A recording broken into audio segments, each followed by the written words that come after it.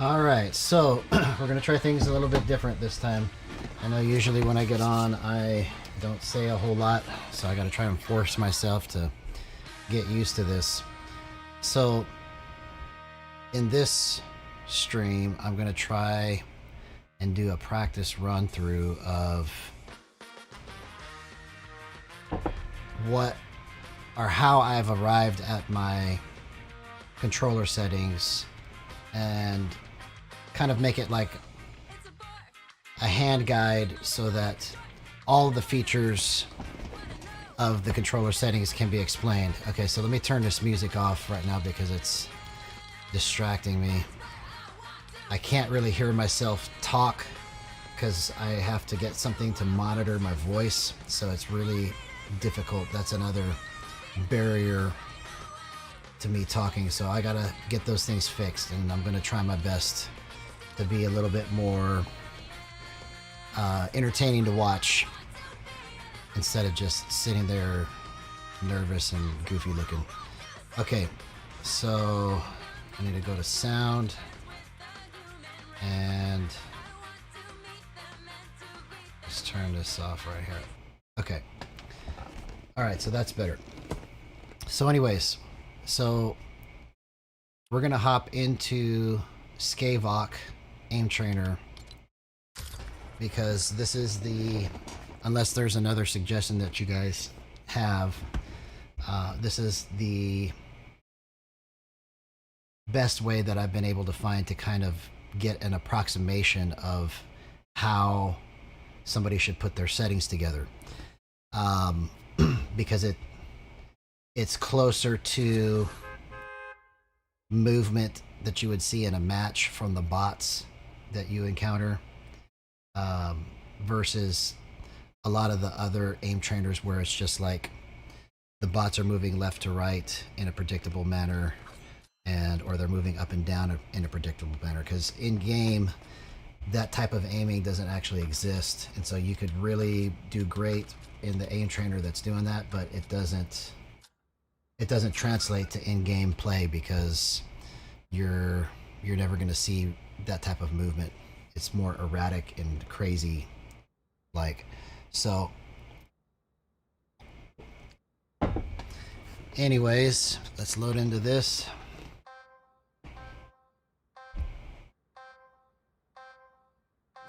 And I'll kind of start from scratch at how I arrived where I'm at now. And where I'm at now is not perfect.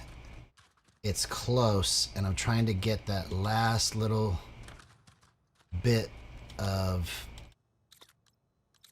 rightness or correctness or whatever the word is to make everything just perfect when I play. But let's start. So let me turn gyro off.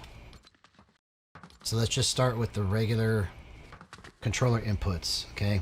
So back in the day with the old school settings, all you really had was build mode and edit mode sensitivity, and then you had look horizontal speed and look vertical speed, but they called it something else, and I'll have to find it because I can't remember what they used to call it. Maybe it was the same thing, but it had a decimal point, so it was like 0.700 or 0.650 were the settings that you can change it to, which basically was a percentage, but there was no boost back then. It was just these two and these two for ADS, and that was it. So then about 3 or 4 years ago, it was basically at the end of chapter 1, if I remember right. So it was season 10. The end of season 10 going into chapter 2 is when they came out with Boost. And so when Boost came out, everybody was trying to figure out how to use it for like the first couple months, and then they said, it's crap, and don't use it, don't turn it on, don't turn on wrap time, don't turn on horizontal and vertical boost, don't turn on any of that because it's just not consistent. Well, that's true if you don't know how to use it properly, and I don't think anybody really wanted to take the time to figure out how to use it properly because if you're trying to compete and make money, and then now there's an extra learning curve when you're already doing good, there's no reason to even get into any of this stuff because you're already doing good with the settings you have. But the closest person that came, or the person that came closest that I was hoping so bad would figure it out, was Roadie Bros. And so shout out to Roadie Bros. I don't know where he's at now. I haven't watched this stuff in a while, so I'll have to look for it. But I used to watch him all the time back then, and he was the person that came closest to trying to figure out how to explain this stuff. But then he just let it go. And everything that he was thinking, I was already on the same trajectory and trying to figure it out. So that's why I kind of like connected with him a lot, was because he was on the same thought process on how to adjust these settings. And so let me kind of just back up and think about this here for a second. So the biggest problem with how everyone was trying to set this up was they were using aim assist at 100% and trying to set the boosts up. Okay, so let me just kind of demonstrate, if I can, what happens.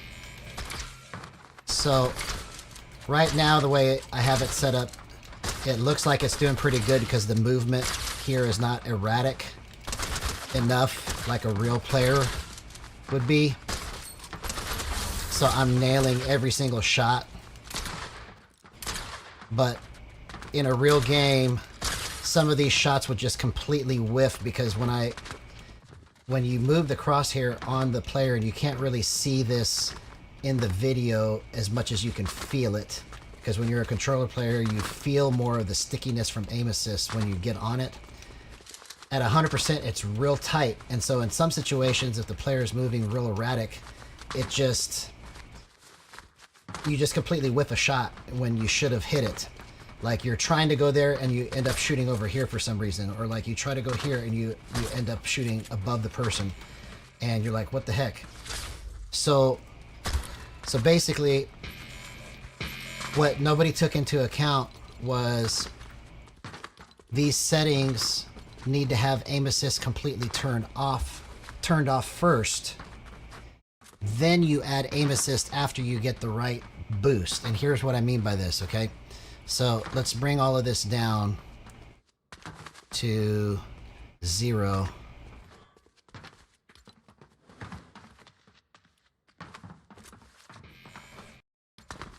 Okay, and I'll put look dampening time to 0.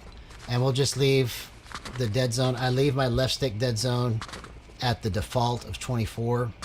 And then I put my right stick dead zone at 10. I've played it with it at different ranges, but we'll get into dead zone later. We're just going to leave it right here for now for the sake of trying to move this forward.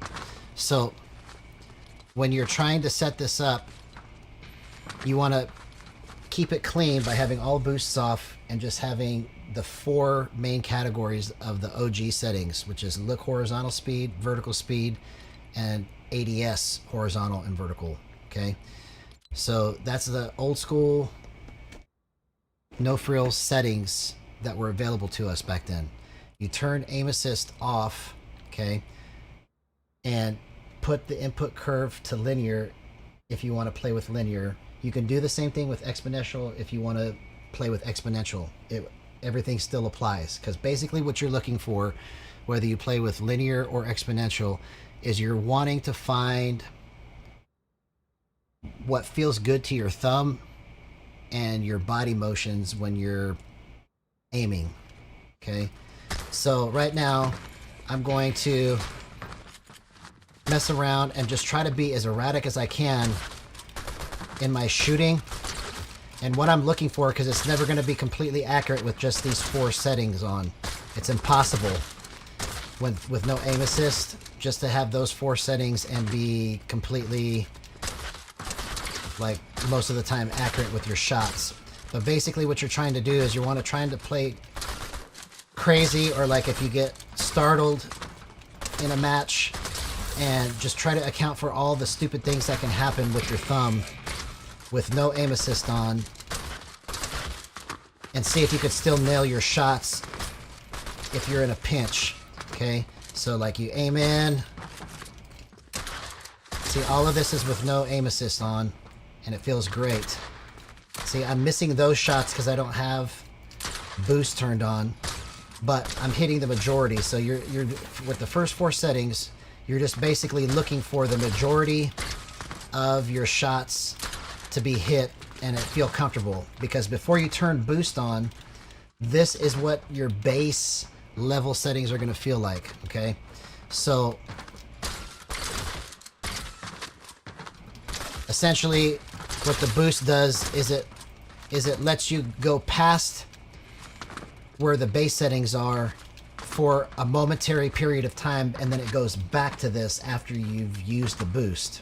Okay, so when the boost is not being activated, this is what it's going to feel like. So this is kind of why you have to set this part up first and make sure that it feels great with only those 4 variables. So I know this is very wordy and too many descriptions, but that's why I'm using this time to stream right now to practice what I'm going to say when I make the actual tutorial on it. But I've been like a mad scientist for the last 5 years, basically, since this came out. 4 years or whenever it was that season 2 came out.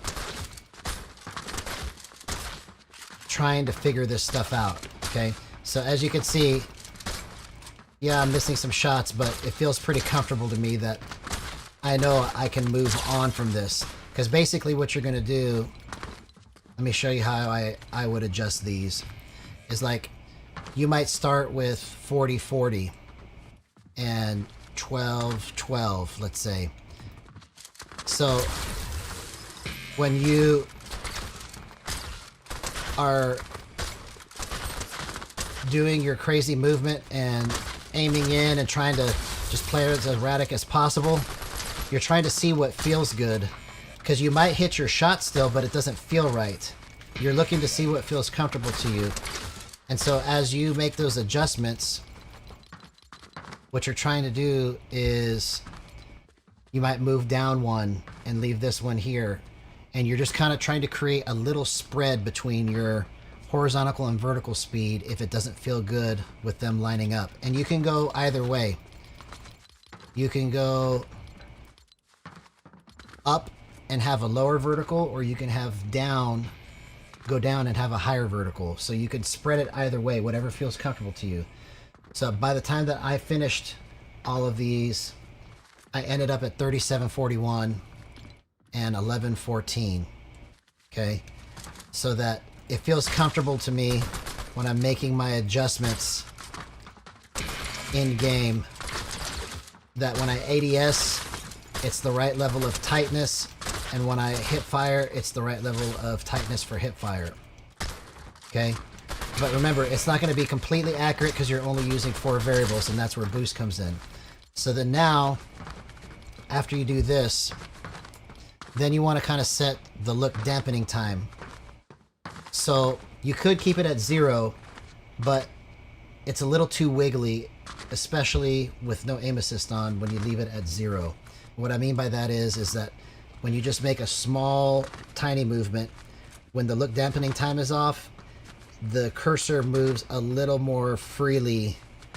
But when you turn look dampening time on, it kind of like gives it a little friction feeling to it, so that it doesn't move as freely. And so I like to keep it at 0.01 for myself. Well, I say that now that I'm doing this, that actually feels like crap. So let's adjust this while I'm talking here. Okay, let's go to 02. Okay, that feels much better right there. Okay. So basically, it just, think of it like a little spongy squisher, if that's something that's even a word. That's kind of like dampening your movement. It's not completely restricting it, it's just making it feel a little squishy so that you don't go as far as easily. It's just kind of restricting it for just a fraction of a second so that you can make minor adjustments and line your crosshair up to the right spot. So it's like a timing thing, which hence the name Look Dampening Time. So once you get that set, then you come over to the boost. So just to recap, set the first 4 variables, then go to boost. You want to turn your boost ramp time to 50, and then you adjust up or down as you start bumping these numbers up. Okay, so we're going to start with, let's just say 1 1 1 1 50 50 on the ramp times. Okay, so what you want to do is you want to take the boost up as fast as you can go accurately,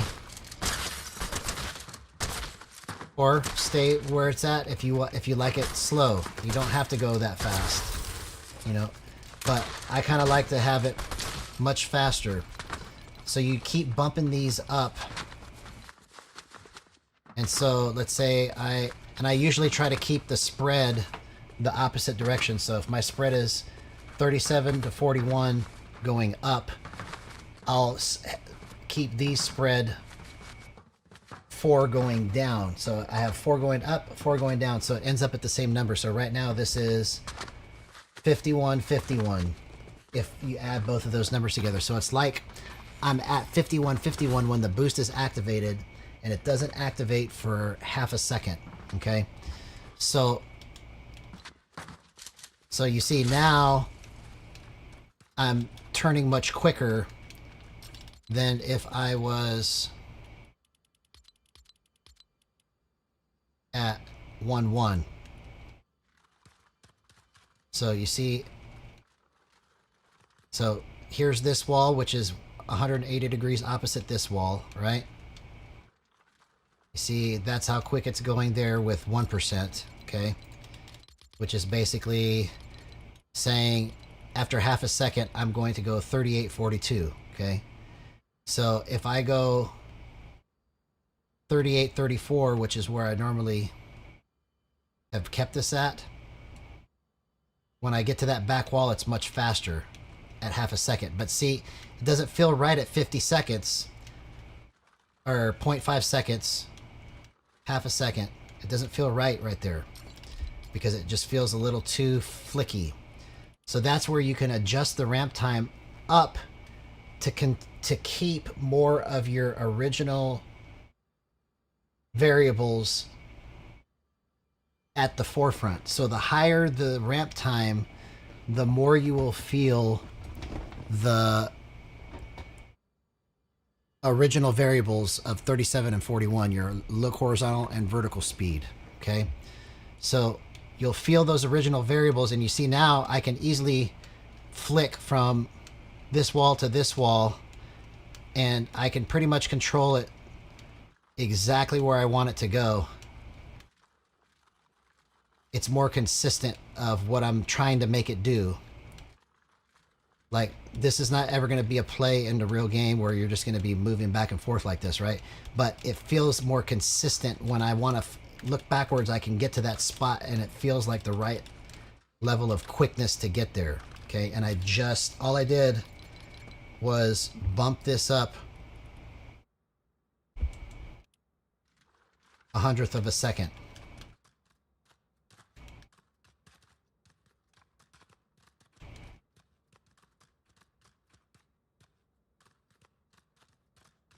Okay, so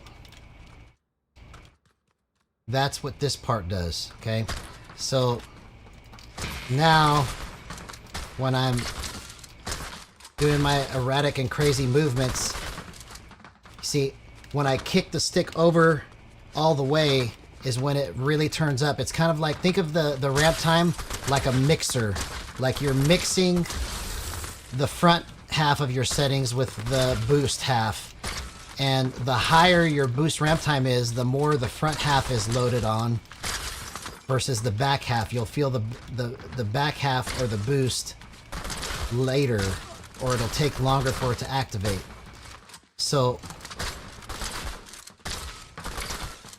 okay, so let's adjust this a little bit because I've been playing it with it at 0.2 or 0.101, but now that I've adjusted to 0.02, it feels a little off. So I'm gonna tweak this to 3733 and see if it feels better. Okay, that feels so much better. Okay, so I have no aim assist on. I'm moving my character erratically, and I'm able to nail most of these shots. I'm just trying to simulate like all the things that can happen if I get freaked out and make sudden movements with my stick. How quickly I can adjust it to get back on track and still hit my shot. Like I'll jump, flick it.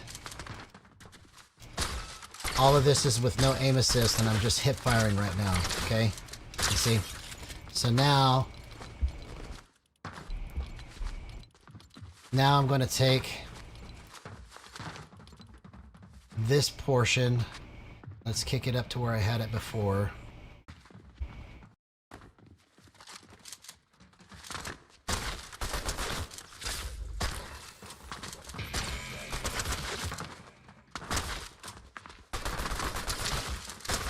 And the reason why you want to start at 0.5, because I know it used to default at 0.2.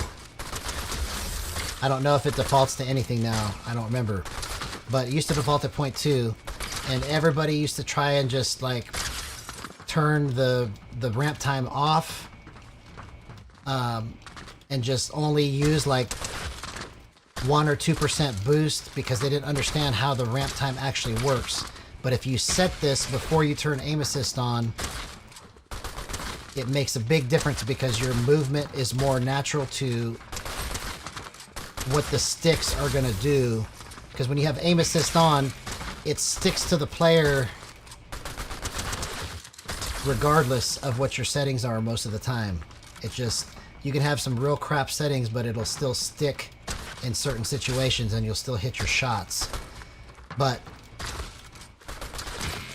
when you have the aim assist turned off and then you set your boost, see, okay, let's test this here real quick. Okay, let's look at sniping. See, I just hit that snipe from, this is not long range sniping either. This is relatively close distance. And I'm able to hit these shots. Okay, tracking wise,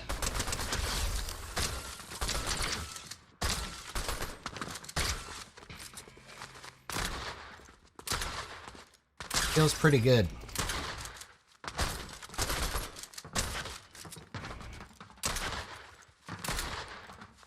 See, I have 0 aim assist on, and basically what I'm doing is I'm just like barely moving my stick and then making the adjustment. So it's kind of like I'm trying to treat it like a mouse. Like you would make a small adjustment and then just move quickly when you need to move quick, right? Because this game is like all about real quick movements, but from small distances. Like how fast can you move from here to here, more so than it is from here to here, you know? So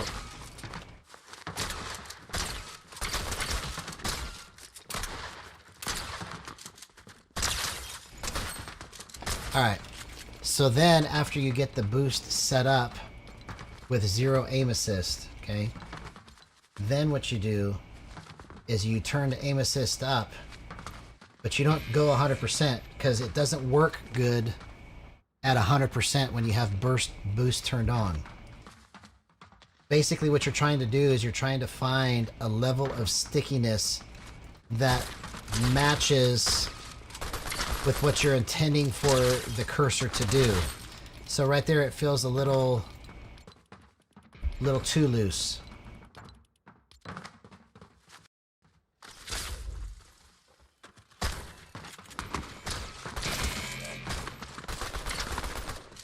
Okay, it's still too loose.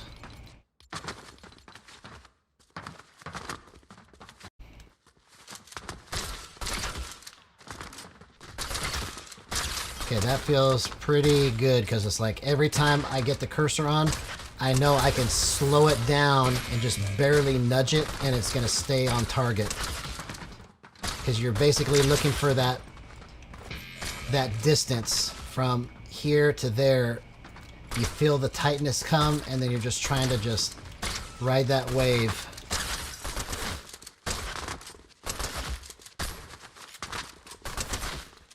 And then it also helps with your snipes because see, with aim assist at 100% and no boost on, hitting a snipe from this distance is impossible because it's way too tight and you can't even get this. You'd like literally have to luck out with your positioning to hit a snipe from that close.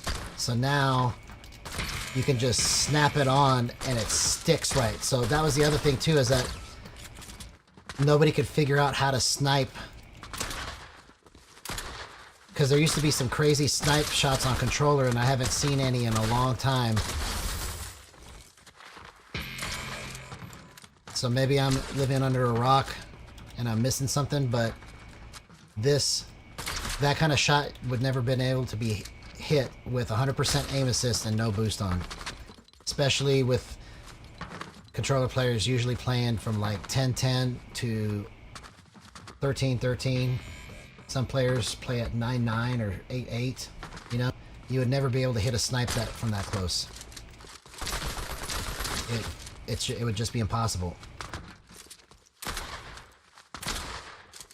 Okay, so now just to demonstrate, I'm going to hop into a match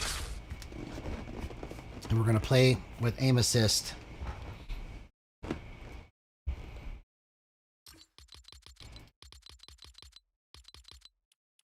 At 69%. And I forgot to go into this section here. We'll go into it more a little bit later, but these look sensitivity settings are the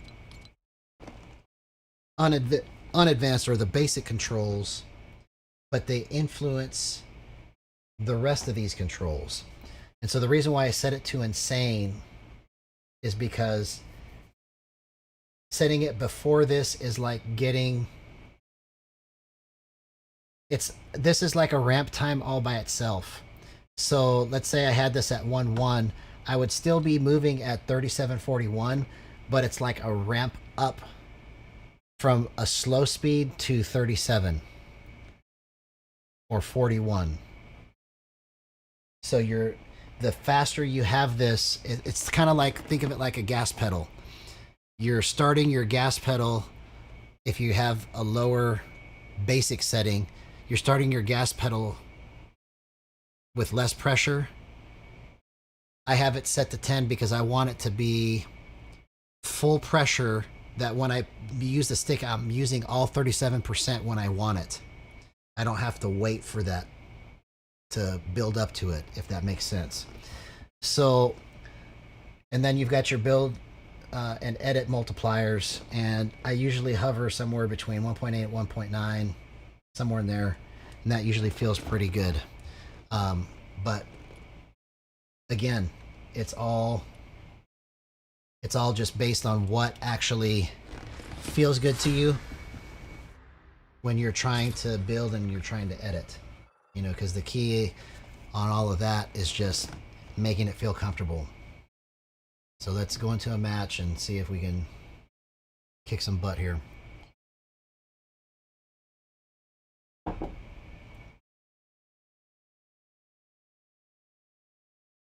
Ooh, and that took me 30 minutes just to explain all that. So sorry for y'all having to suffer through my figuring out what to say, but this is the only way I'm going to be able to really practice honing my speaking skills for what I want to do in the future. This is all practice, my friend. So you guys get to watch me fail over and over and over again until I get it right.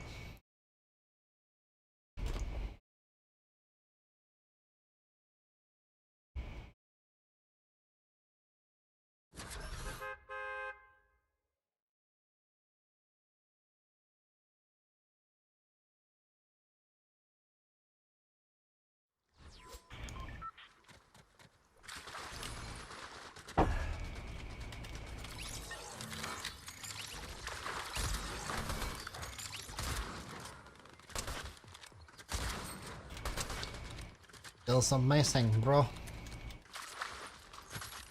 I love it.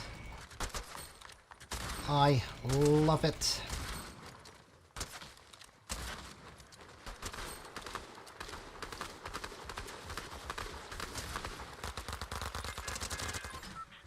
I love it a lot.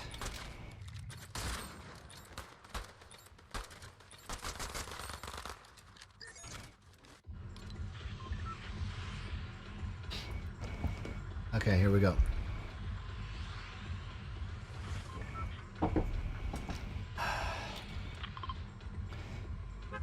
I've always just loved landing the raft since the beginning of this season. This is actually one of my favorite seasons.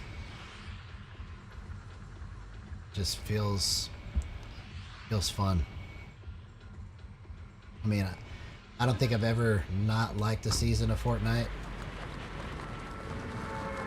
I mean, originally I thought the game was stupid, but after I started playing it, I was like, this is the best game I've ever played. And I know that sounds dumb, but that's my opinion.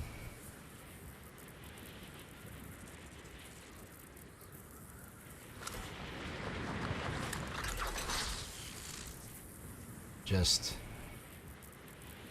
everything you can think of to do in terms of physics and your movement and like what you're trying to make your character do, it's like it's possible in this game, unlike any other game I've ever seen. So you can kind of like come up with real creative ways to do things.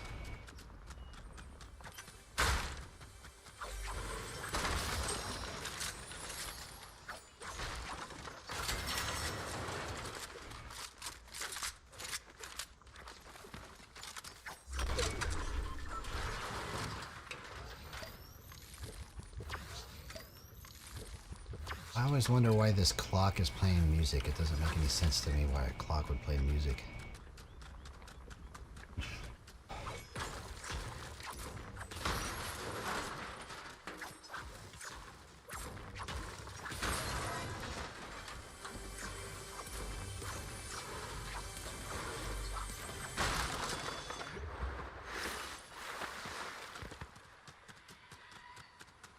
Yeah, there's nothing here. Brick there. Brick here. Alright, let's do this.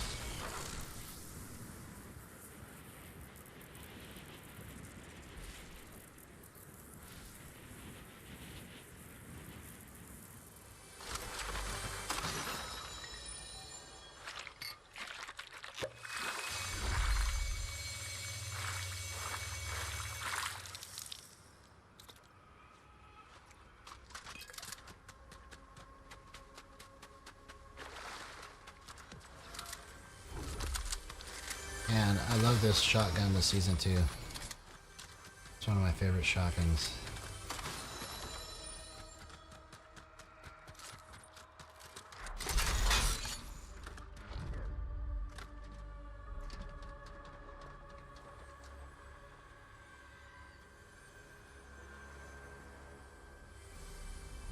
Anybody land here?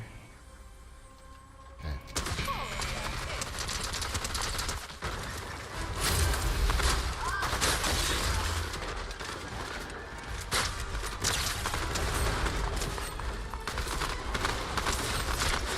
What? Ah. Okay. I was playing stupid there. Alright. Let's demonstrate this again. I promise I won't play stupid this next time. I should have known somebody was going to be there.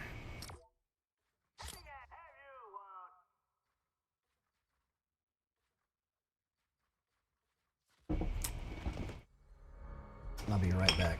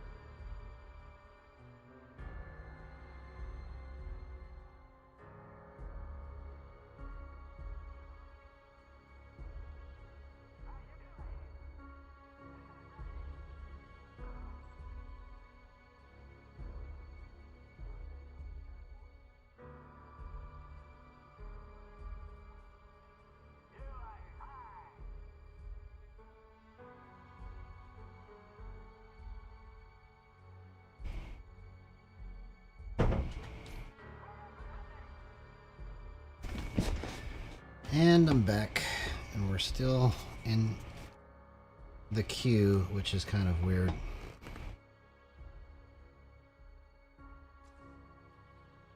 Kind of weird.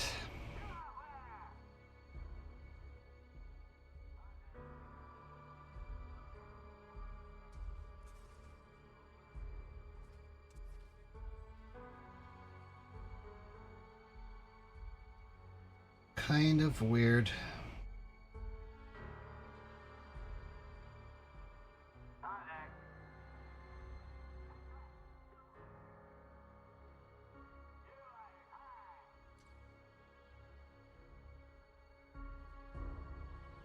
Cool. All right. Let's queue up. Orpha, please.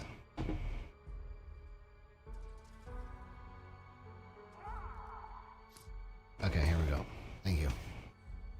So, anyways, to whoever's watching, if you want to catch up to speed, I'm trying to make a hand guide. And this is just a practice run through of me just like getting used to talking on camera and explaining what I've been trying to do for the last 5 years like a mad scientist. But basically right now I just went through, and it took me 30 minutes, so I'm going to try to condense that.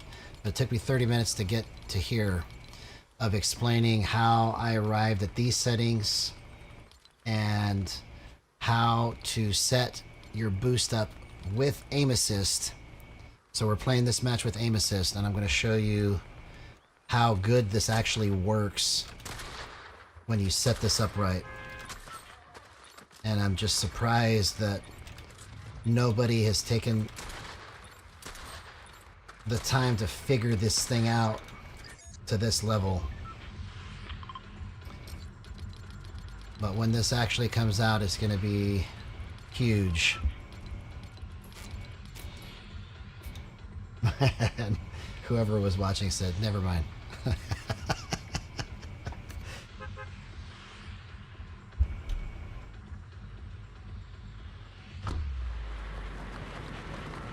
All right.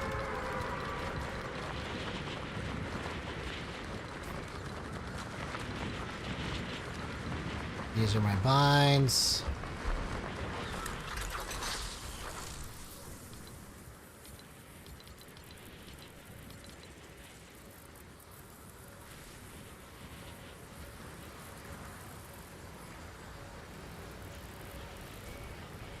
Okay, so let's do this.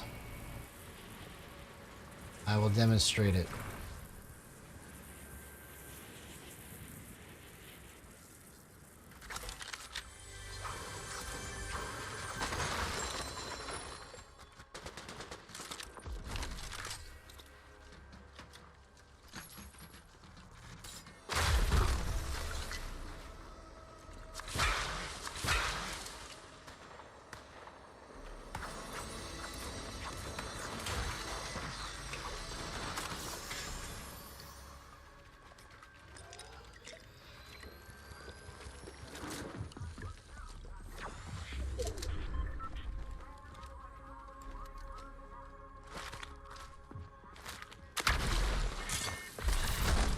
What is this guy doing?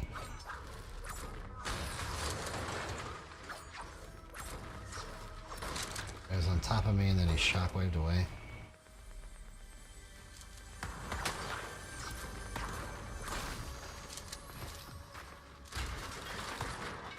There you are. There you are.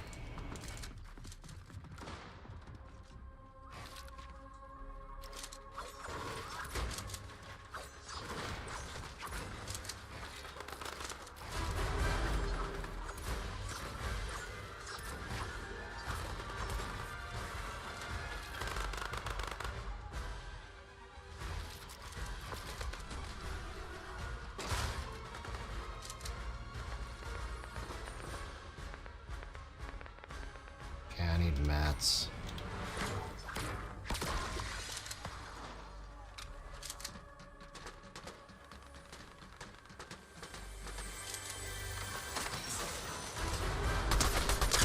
See, I just completely nailed that guy. And I'm using boost.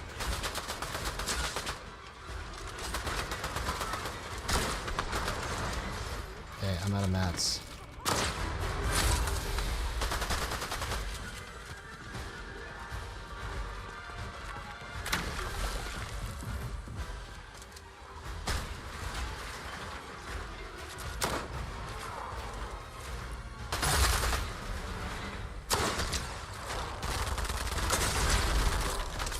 Oh, dang it.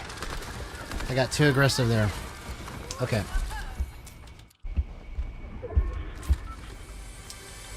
Alright, we will demonstrate this.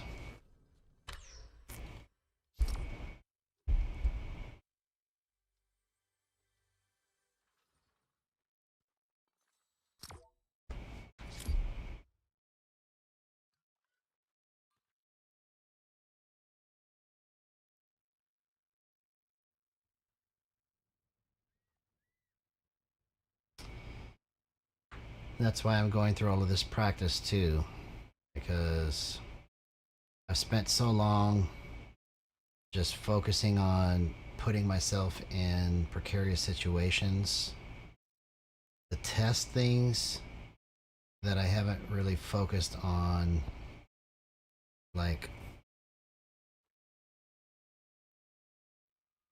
good strategy, you know. I've just been trying to be as aggressive as I can to see what my settings will do in every situation. So once I get this all finished, I can't wait to be able to actually start playing better in strategy terms, if that makes sense.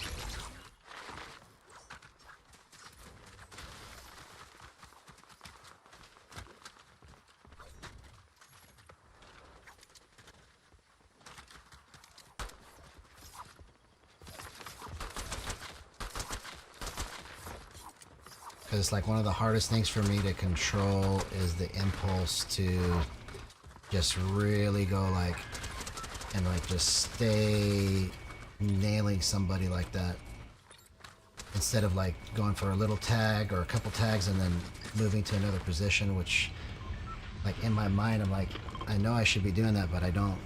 I just sit there and I take it.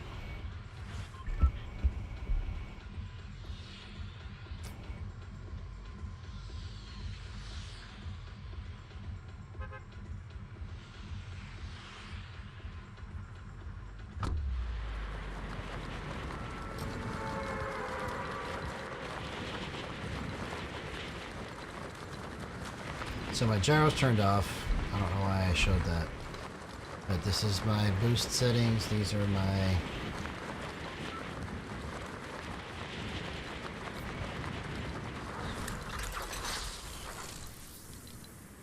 binds.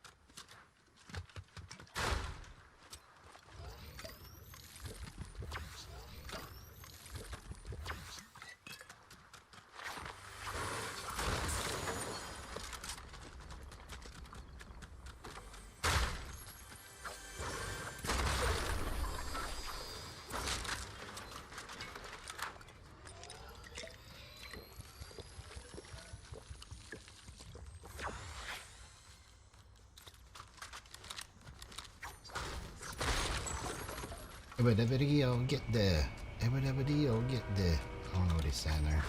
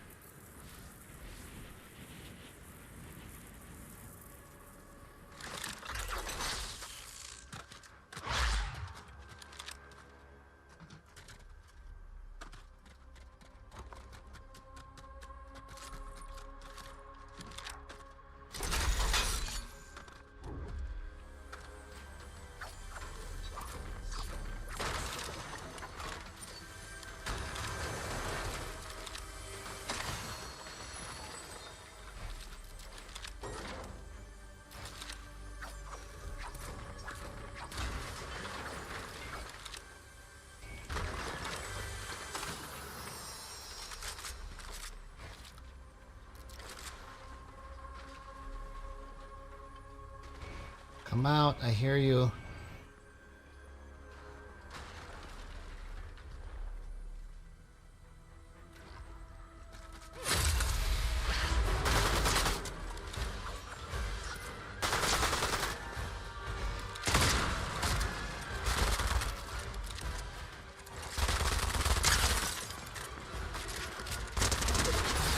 Okay, that's how I want it to go right there.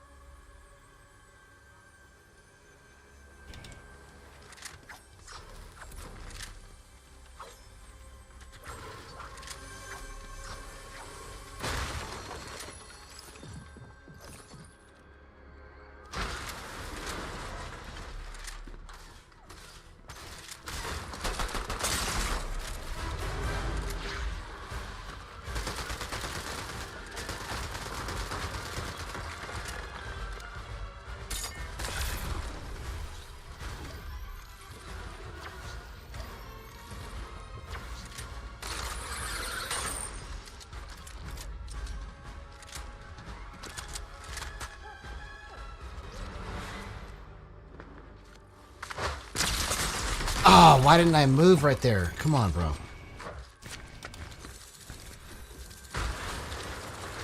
Okay. Alright, we'll try one more match, and then we'll go back so I can show you the rest of this stuff. But hopefully you could see in what I'm demonstrating that I'm not whiffing my shots. I'm actually pretty on point. I just am not putting myself in the right position, which is why I'm dying. Most of the time when I'm dying, it's because I'm in the wrong position. It has nothing to do with my settings at all.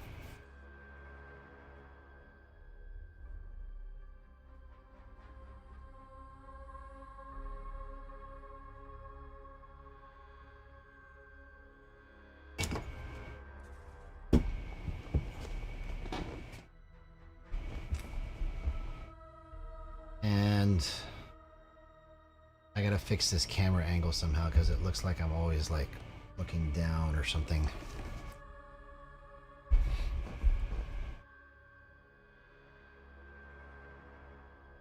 feel like it needs to be kind of like more right here. Somehow.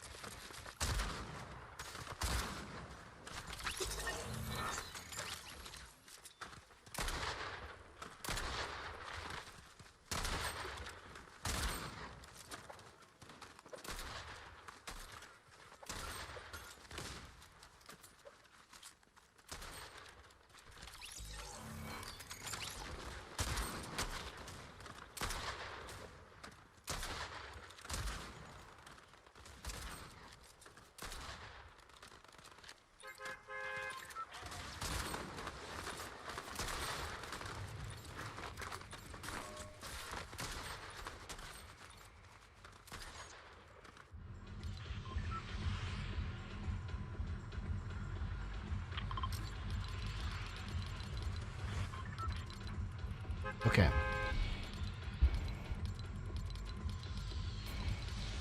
Those are my boost settings with aim assist, and these are my binds.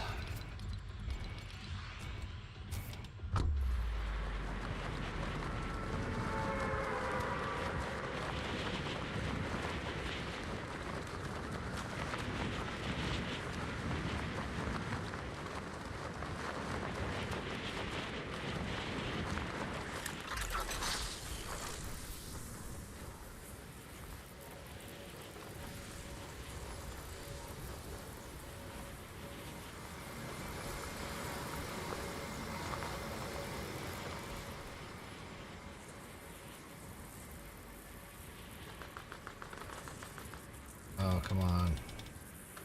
Okay. Run! Don't stay still.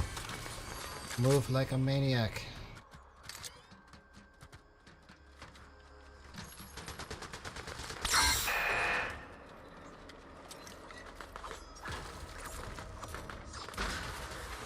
Okay, somebody already came through here,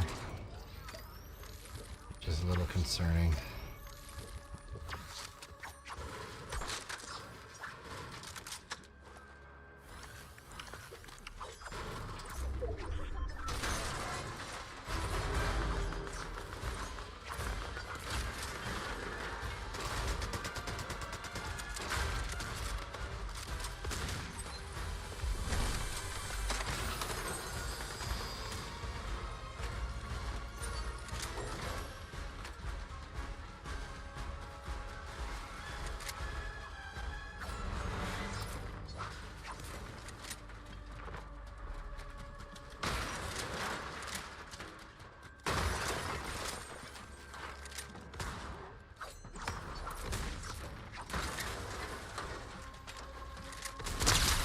Thank you. Thank you.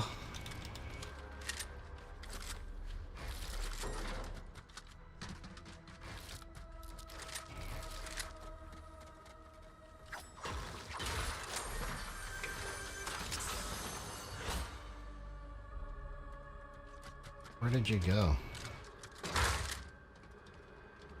Are you up here?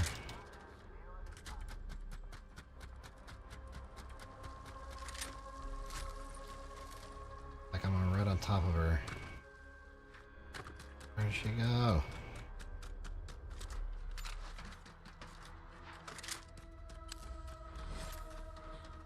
Okay, it's gotta be right above me. Oh, there she is. Okay, let's get this fool over here. Oh, he's underneath.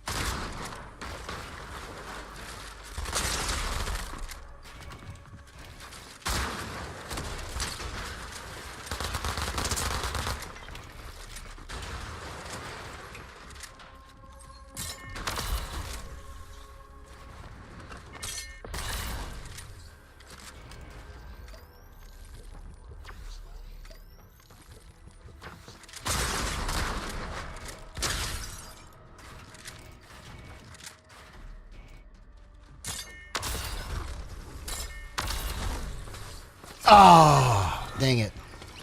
That was good. That was good. Okay, so let's go back and let's try to finish the rest of these settings here, or the explanation of it. So hopefully I've demonstrated enough. I wish I could have got a little further, but I think what the point I was trying to make is that when you set your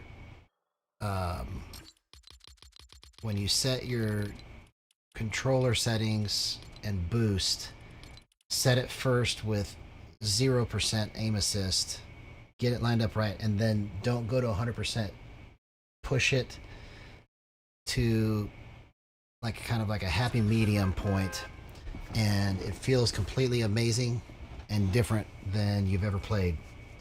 It's just the reason I'm dying is not because of my aim assist or my settings. It's because I'm not putting myself in the right position and timing my plays right. That's my biggest weakness, is putting myself in the right position and making the right play. But my aim, I feel like, is pretty good, especially with setting up boost and aim assist this way. So now I'm going to turn aim assist back off, and then we're going to go into the gyro settings and how I came up with where I'm at right now. So let's turn aim assist off.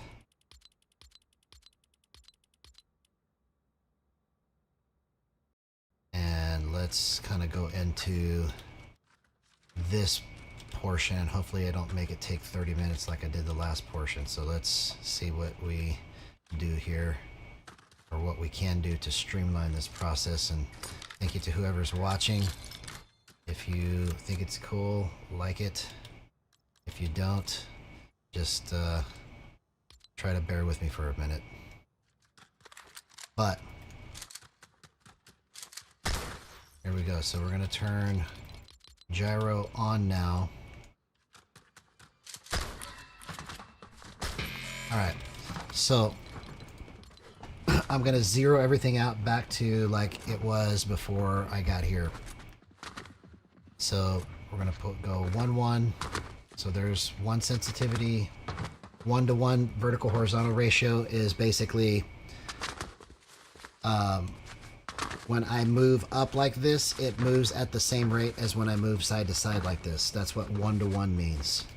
So it at a speed of 1 sensitivity. So 1 is like when you turn the controller to the right or to the left like this.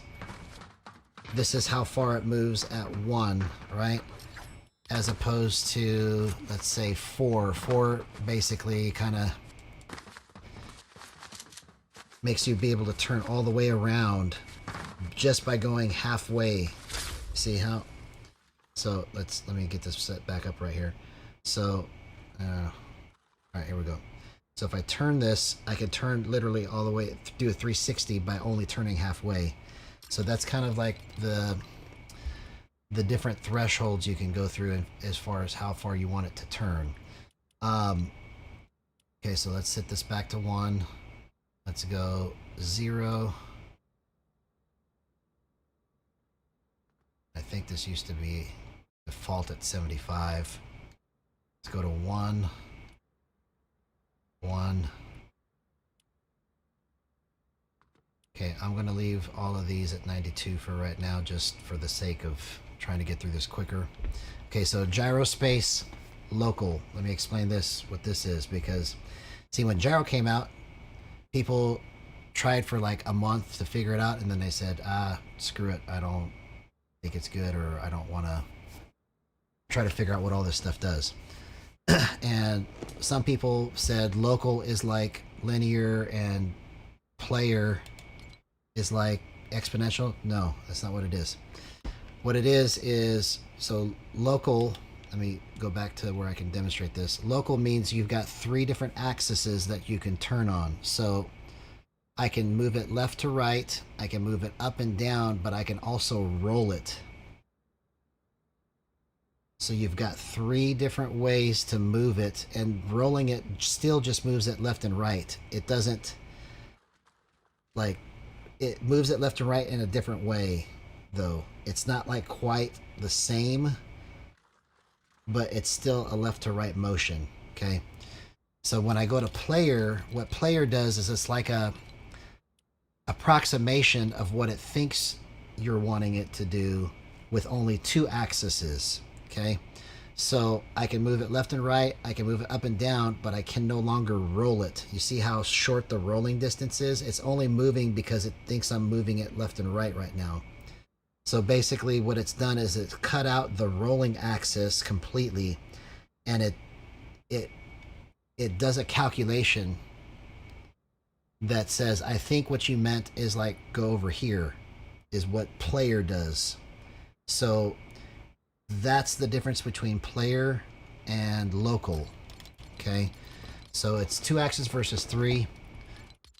I like having that third axis because it gives me that extra little bit. If I want to roll it, I can make it roll to the left a little bit without having to turn as big of a motion this way or that way. Okay, so, and again, I know this is very wordy. I'm trying my best to practice what I'm explaining here so that I can make it better. Okay, so now let's turn all of this off so that I can explain what this does.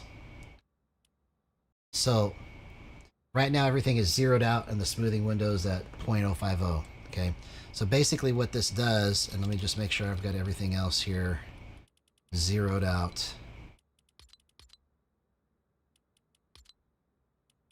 Okay, and we'll go through these other things here, but for right now let's just focus on what's important, which is the advanced gyro filters of smoothing threshold, smoothing window, tightening threshold, and dead zone,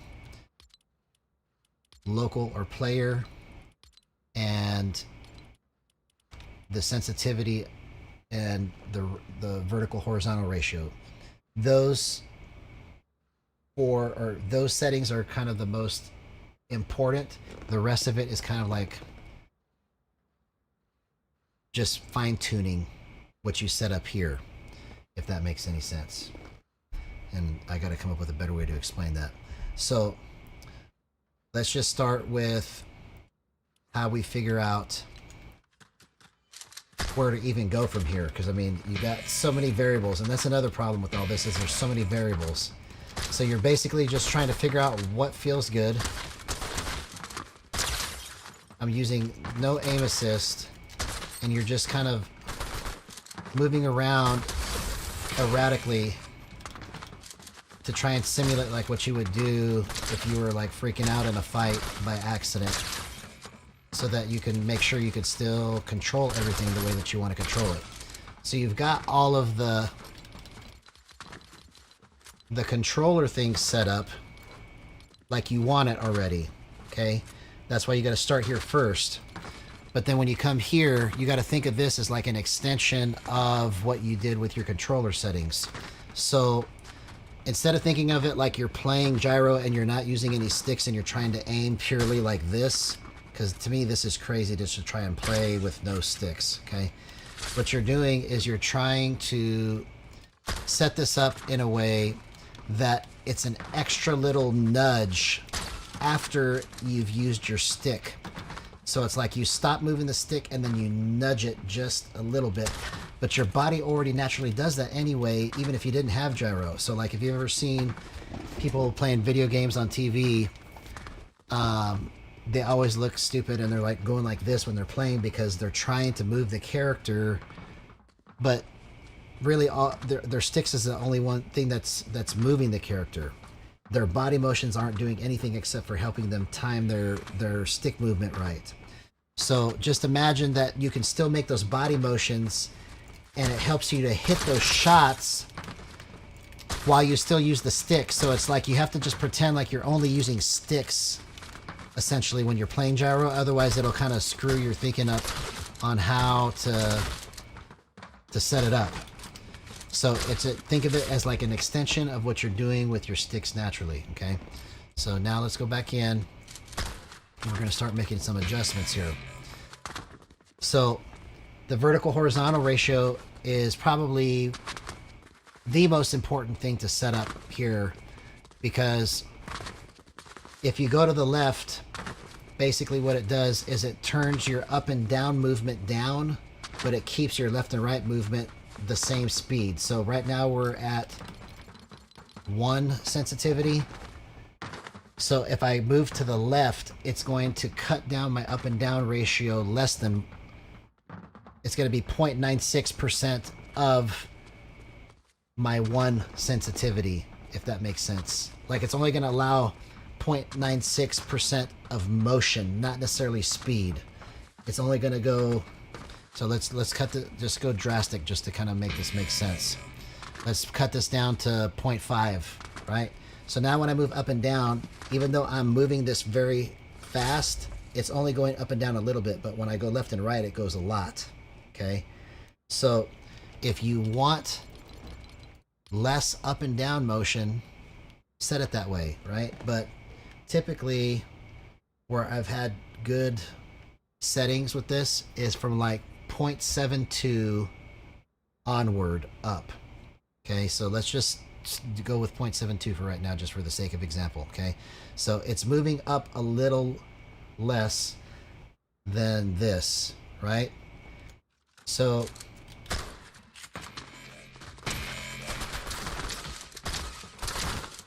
see, I'm moving erratically right now, but I'm still able to nail these shots. And I've got no aim assist on. I just have boost turned on.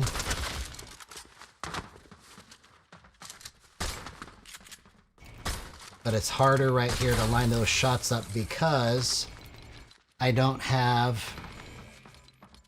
these thresholds and windows set up, okay? So what these do is they kind of help it to be less flicky, okay? So when you're setting these numbers up, you want to start with these two first, then tightening, then dead zone.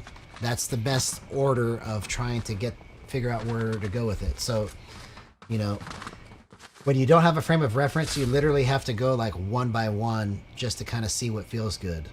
But, or you could just take what I've gone through and just kind of try where I'm starting from, because I've literally gone through every single number you can go through just like a mad scientist to try and figure this out. You know, like play on 28.5, play on 28, play on 27.5, all the way down to 2.5. I've literally gone through every single number on every single one of these trying to figure out what it feels like, because when you don't know what it feels like, you have no frame of reference to figure out what it even does. So the smoothing threshold is basically, think of it like changing the shape of an arc, okay? So you can make the shape more pointy or you can make it more rounded when you're making your motion, okay? So the lower the threshold, the more pointy it is. The higher the threshold, the more round it is the only way I know how to explain it. And maybe I've got that in reverse.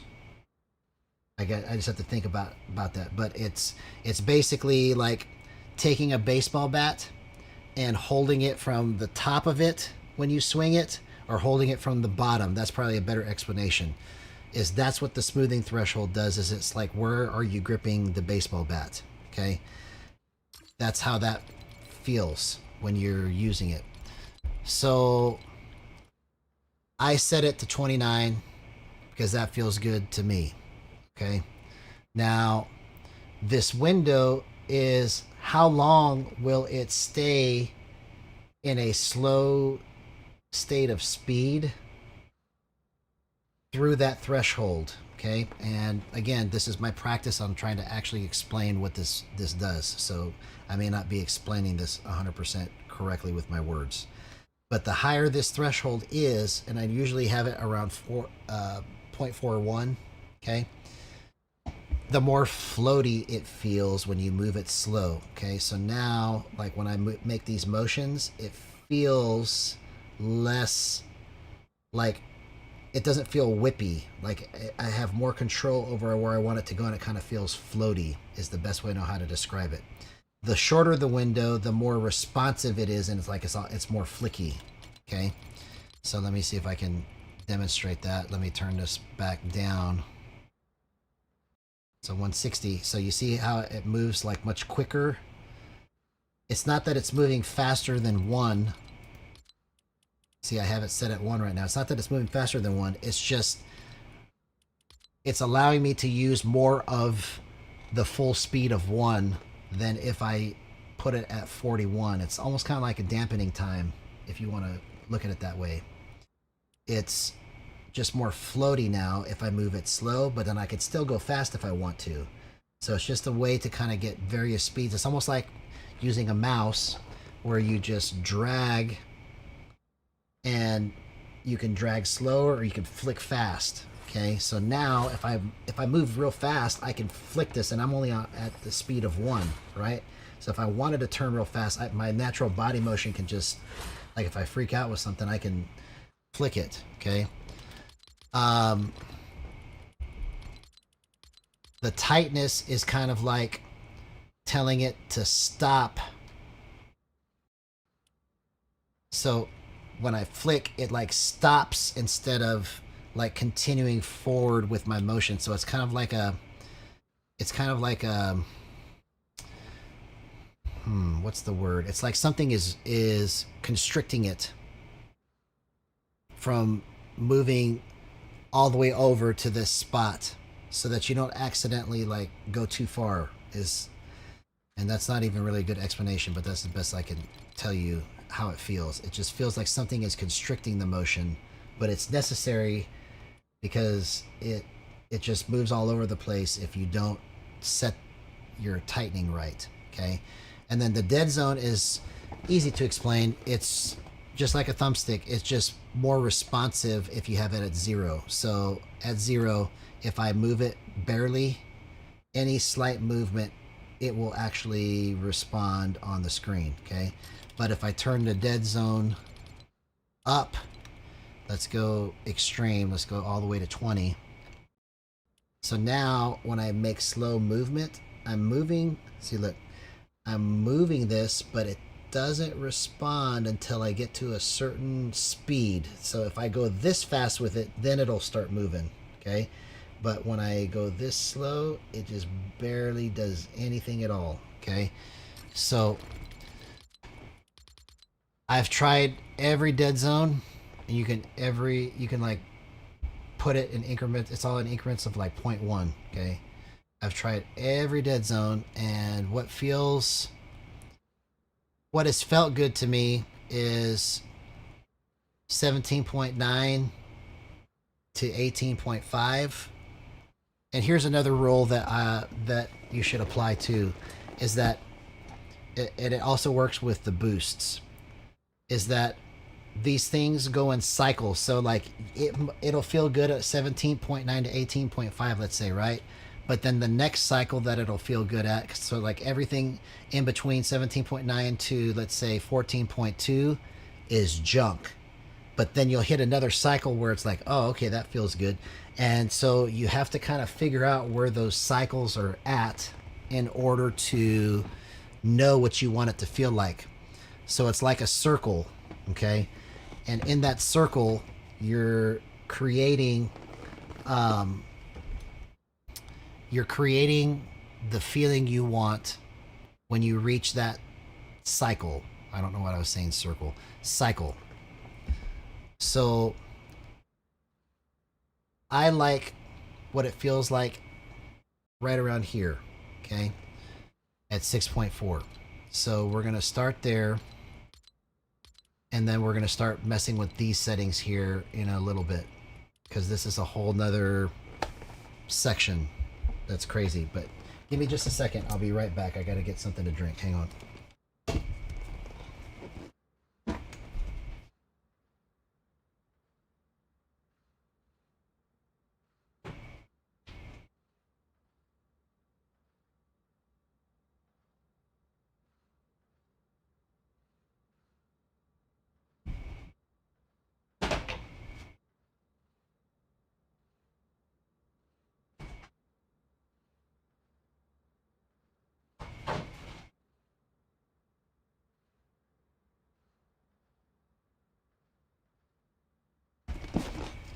Okay, so I'm back.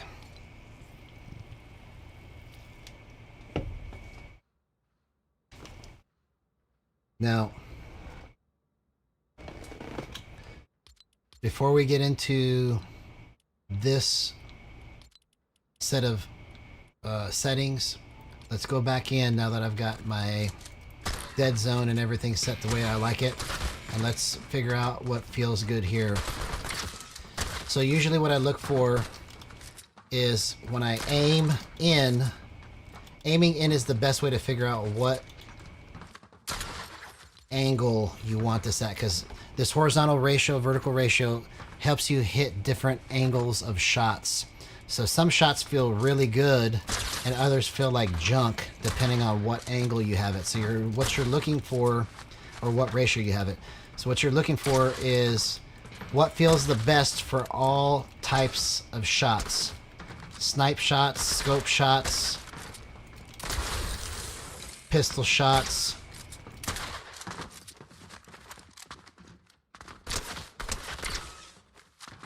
See, I've got no aim assist on right now, and it's doing relatively well, but I still don't like this angle. So let's bump it up. And you just keep kind of going up in increments until you start hitting the angles that you want with your shots as quickly as possible. Okay, so right there that felt terrible when I did my scope in. So now I'm going to bump it up again.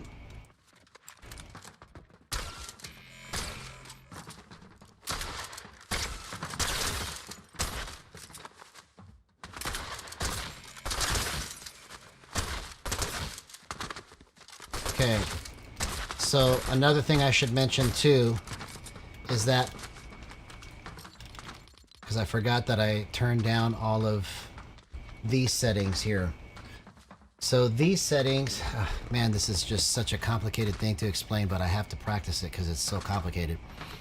So these settings are a multiplier of what this sensitivity is and this fast multiplier, okay? So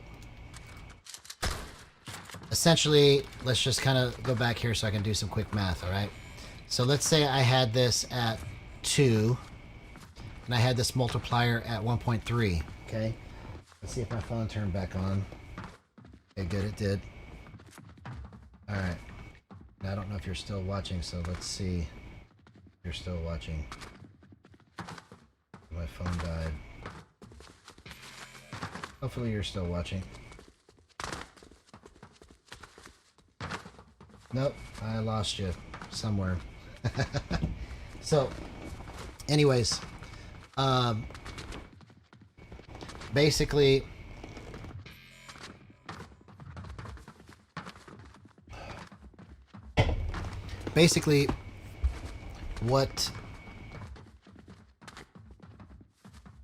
what you're doing here with, okay, yeah, I was talking about the multiplication factor. So 2 times 1.3 equals 2.6, okay? So if I have my scope sensitivity at 1, then it means that it's going to move at a rate of 2.6 also. But when you have zoom scale sensitivity on, it doesn't tell you what it scales it down to, but it moves at a different rate of speed because of the field of view. Okay, so when I aim in, see, I've got this, it's zoomed differently than if I go like this, right? So 1 basically is a match directly to your 2 and your 1.3, which comes to 2.6, okay? So if I had this at 0.8, then what that would mean is I would be at 2.6 times 0.8. So my scope sensitivity multiplier would go down to a 2.08. So it moves slower than my hip fire speed if I set it that way, okay? But sometimes, and I've been playing this way for a while, is I bump this to 2.9 and 2.8 is where I've been having it, because when you're in this, so you see how it's going much faster than my hip fire. When I aim in, now I can literally turn all over the place. And it's not that I would ever use that way, because when you move with your hands using gyro, if you apply any stick movement, it negates what you moved. So it's almost kind of like you feel a friction when you use both of them together. And that's what gives the aim assist feeling when you're aiming in or you're doing any type of motion with your gyro. If you use the stick at the same time, it like kind of gives it enough friction so that you can kind of line your shot up right. So it's like you're moving this way with the gyro, but then you move back with the stick, and then you move this way with the gyro and you move back with the stick. That constant friction is what gives you the accuracy that you need to be able to hit your shots when you have this set up right. See, and I've got this at 2.9. I'm not using it to go like this. I'm just using it so that if I need to flick back for some reason, I can.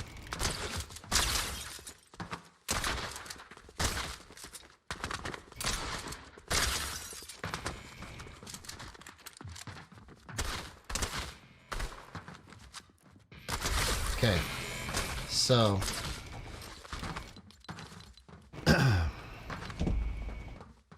now the other aspect of this, let's go back to what I normally have this at here. Let's just do 1.3, 1.3. Now this acceleration minimum threshold and maximum threshold, this is also a tricky thing. So if you have this set at 0, it's like your movement, it's like the movement before is the minimum threshold, and the maximum threshold feels like the movement after. So it's like, how do I explain it? It's really tough to explain. Okay, so let me just put these to the numbers that I normally have this at. So let's go to 100, or 101, and 198. Okay, so the higher the minimum threshold is, it kind of stops. So you see how I'm barely moving this? It gives me the ability to like move it very small distances but still be accurate. If I set this to a low number, it's like it opens the faucet up, and now it just like responds to everything that I'm doing. I can do slow movement, right? But then like it also just kind of responds to every single thing that I'm trying to aim at. So it does unintended things when you have it opened all the way up most of the time. So that's why I set this to 100 or somewhere around there, because it kind of stops it from doing that. The maximum threshold is like where the motion stops. The higher the number, the longer the motion goes. So this is what it feels like at 198 with my motion. But if I turn this number down, it's like my motion doesn't go as far. So like when I move this way, it's not moving as far to the right or to the left initially as if I kick it up to 198. So you see how it's moving more freely all the way. It's kind of like opening the faucet up on the other end.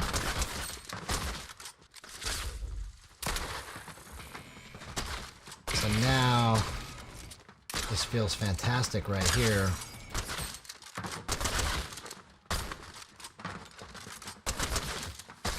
First we got to see if this is the right angle set up on here.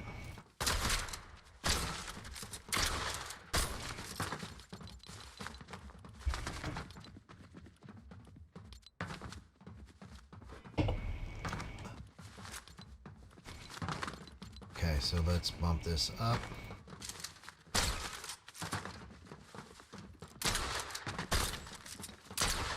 Nope, doesn't feel good. Let's bump it up again.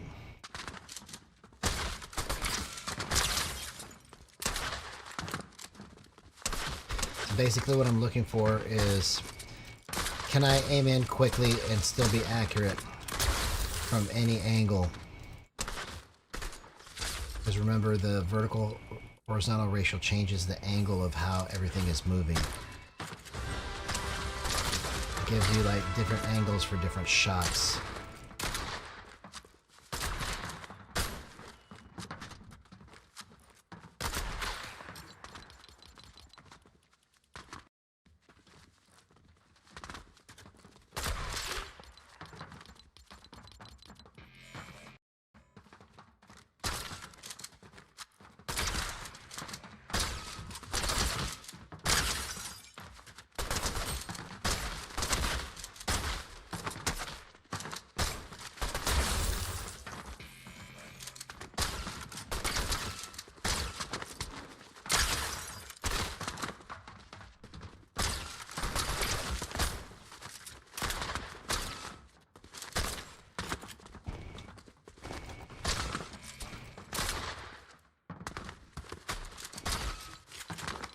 I don't like that.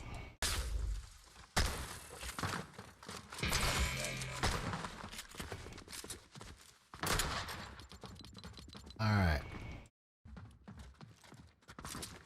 So we're gonna play this game here of bumping the numbers until it feels right.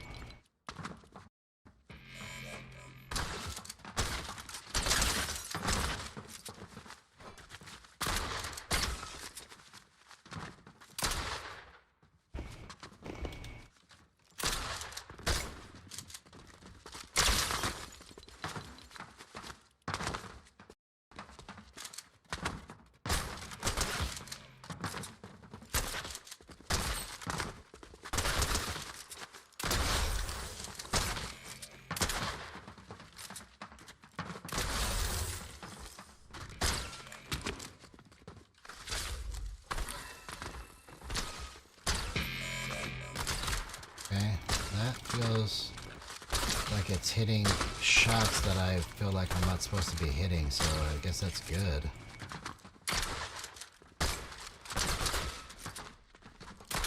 It just feels weird. I don't like the way it feels, but I'm hitting my shots. At least some of them. Okay, what is this at? 83? Okay, let's go to 84. 84 is one that I've played with for a long time, so it feels more natural.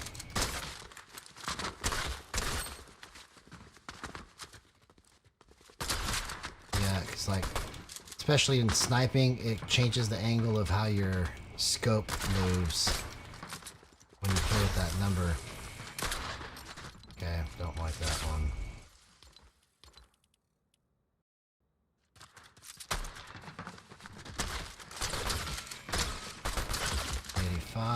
Is another number I've played with a lot.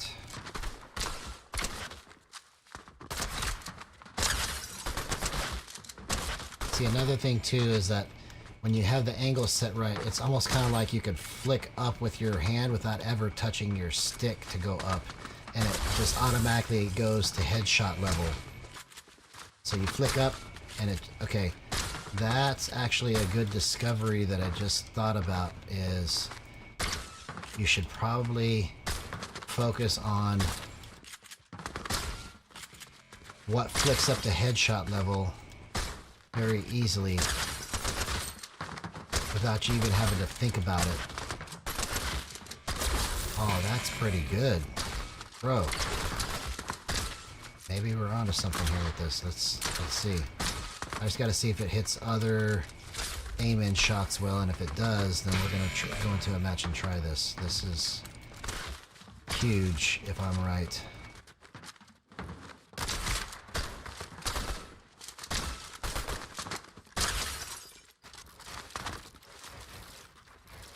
See, another thing too is that when you have this set right, it's like your edits feel so crisp.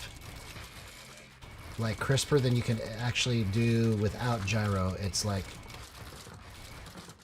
okay, so let's go back. Let's adjust this.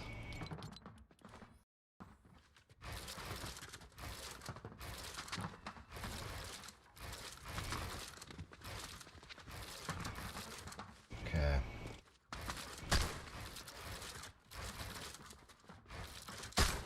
I don't like that. 94.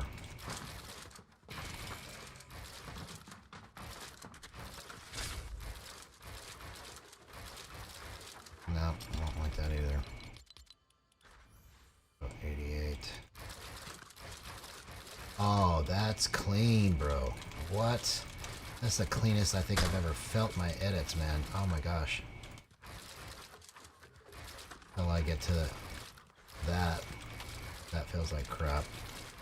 That, when I don't have my build menu out, or my build map out, it feels fantastic, but when I have my build map out, it's not as good as I'd like it to be.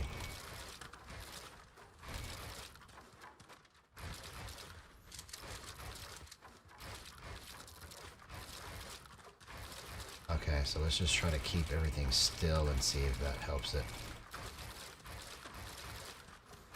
Okay.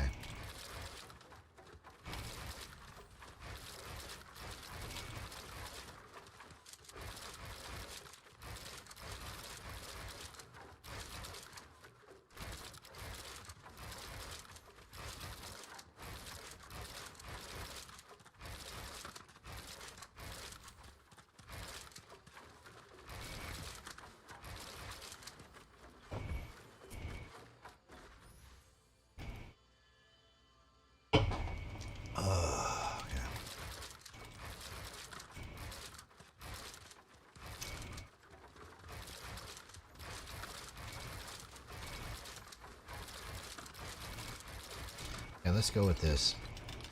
And let's hop into a match. I'm curious now.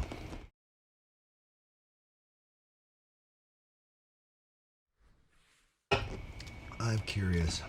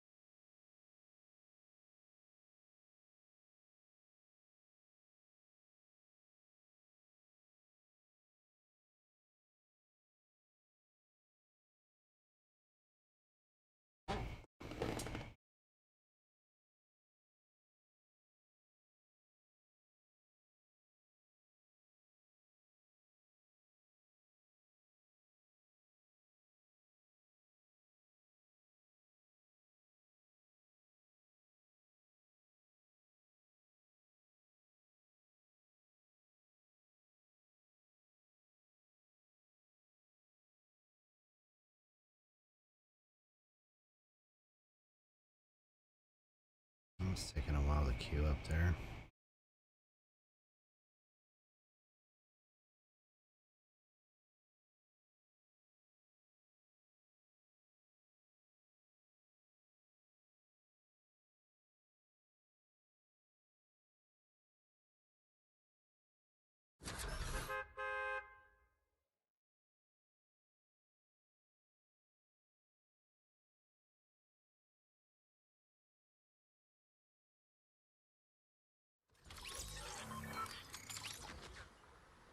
Okay. Alright, here we go.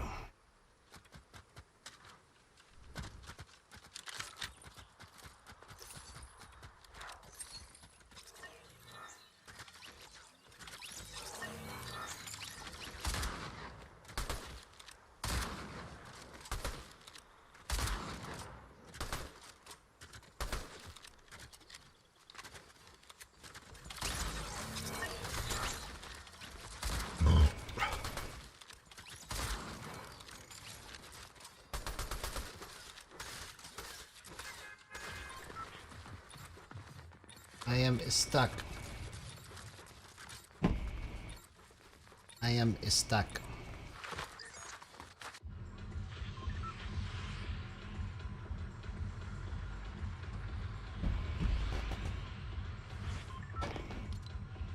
Okay, raft.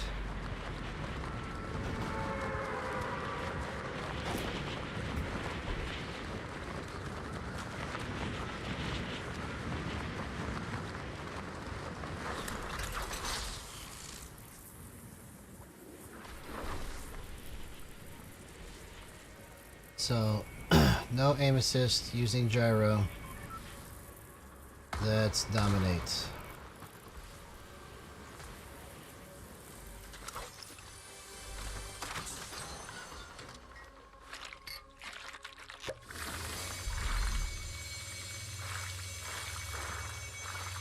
That light is shining too bright in my eyes. Don't like it.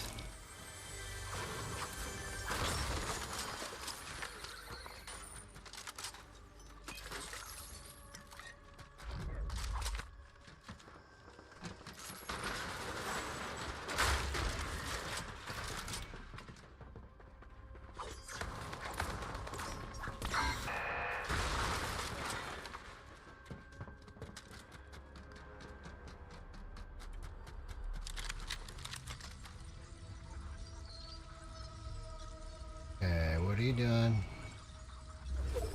What are you doing?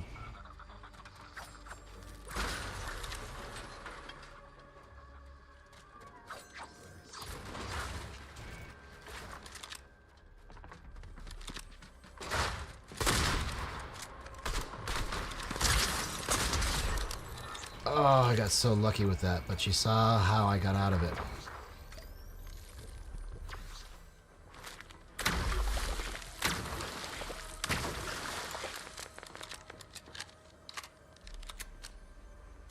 What? Oh, I didn't know you could get shot like that. Come on, man. That actually felt really good. Okay, let's try this again.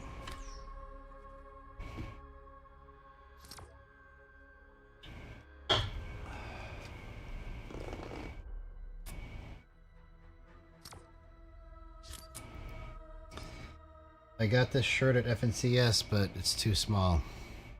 I can only wear it like if I go to the gym or something. It feels so tight. I don't like it. It fit good the day I bought it, but after washing it, now it's like it's just too small. It's like a go to sleep shirt or something.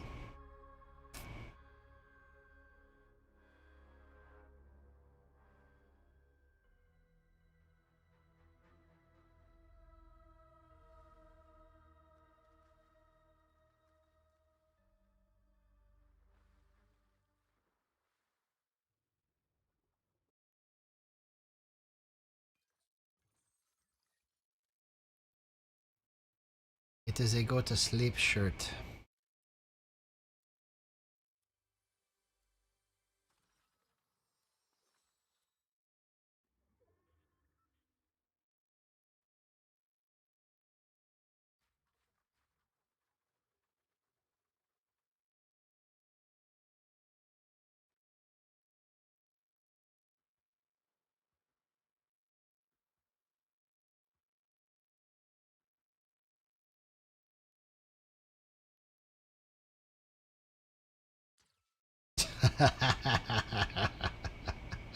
I love it.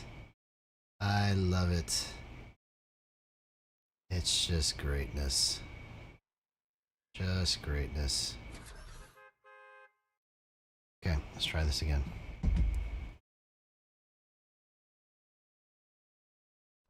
We will try it again.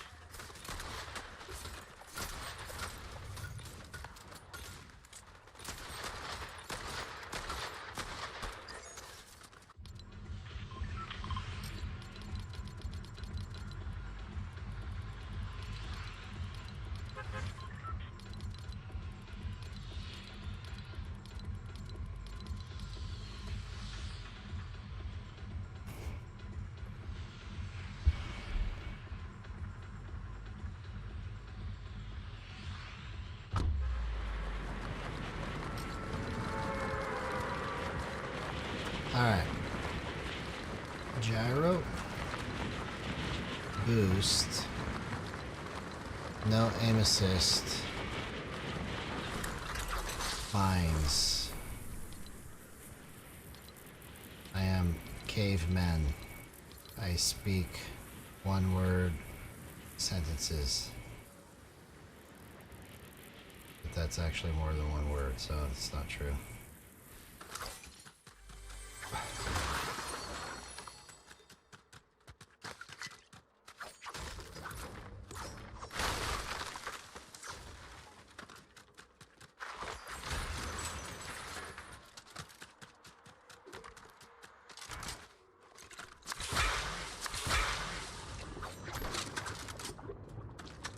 Heck is that noise? That was weird. I've never heard that noise before. That was like, what? I can't break that rock.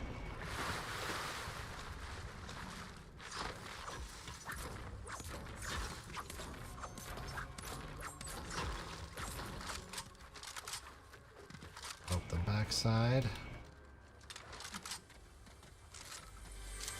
I'm coming up on the rough side of the mountain.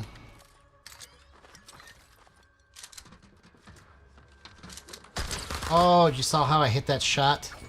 Because I just used the gyro.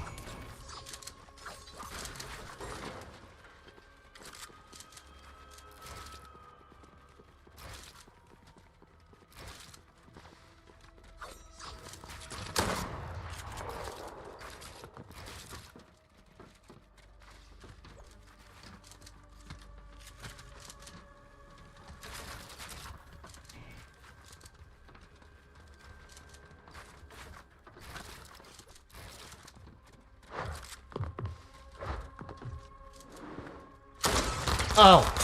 Ah, dang it. I confused myself and... Okay, you played mind games with me better than I played mind games with you. Good job. Good job. But... this might actually be the numbers I've been waiting for. Because that... everything feels so...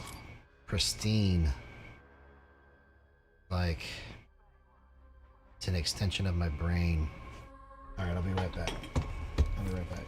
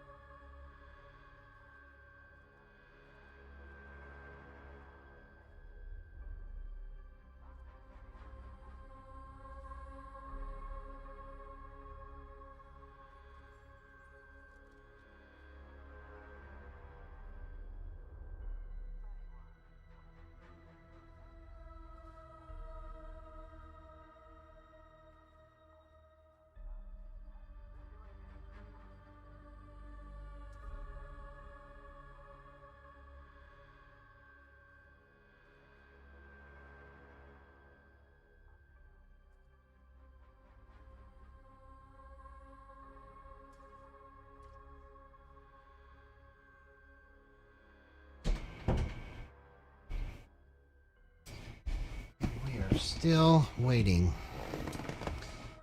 Still waiting.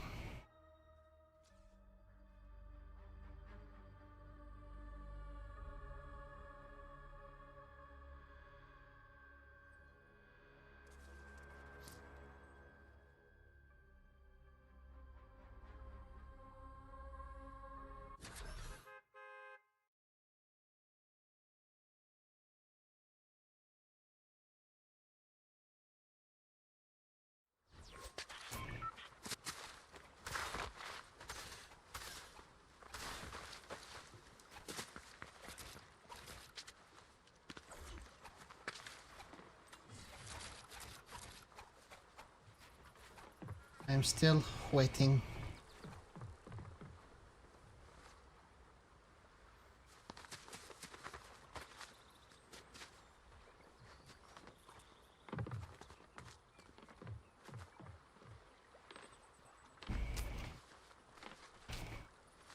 Let's do this. Let's do this.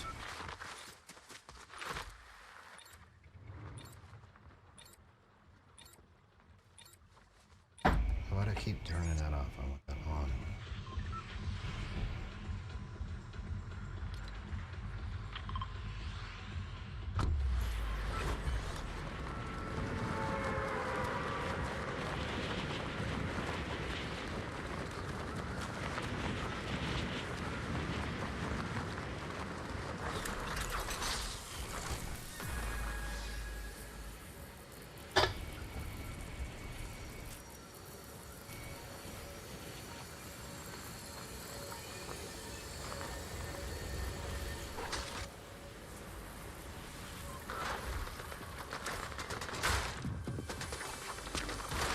Oh, that was crap.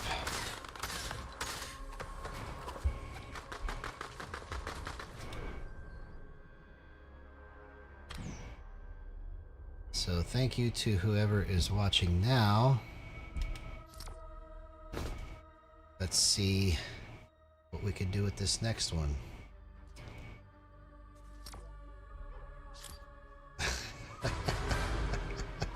Hopefully you don't go away.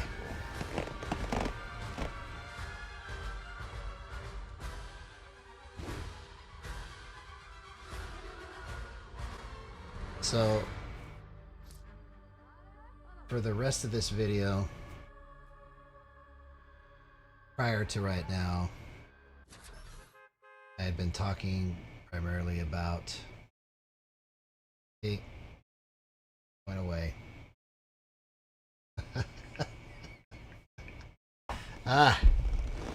I gotta figure out how to do this better.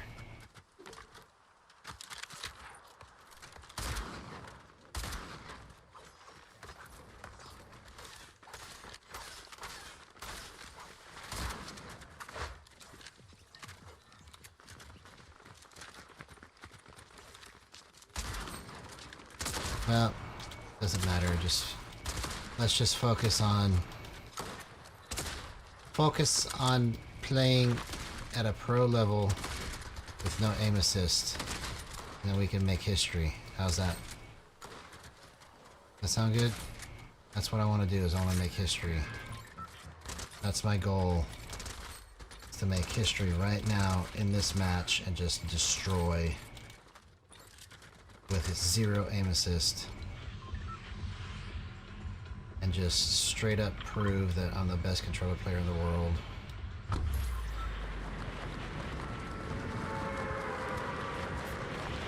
If I can get there. If I can do it. I just have to let's just let it flow. Let's chill and just let it come out. Let the champion arise. Arise from the ashes. A champion so great.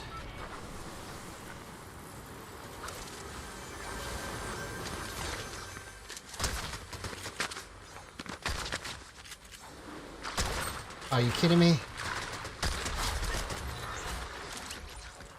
Took that many shots. Okay.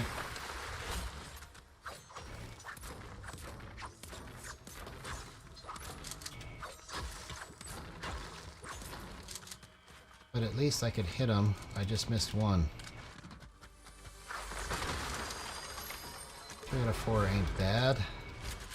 Is it?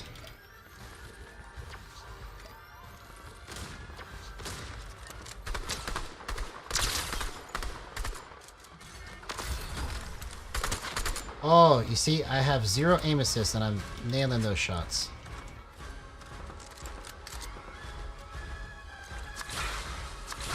But he's too far away for me to worry about right now.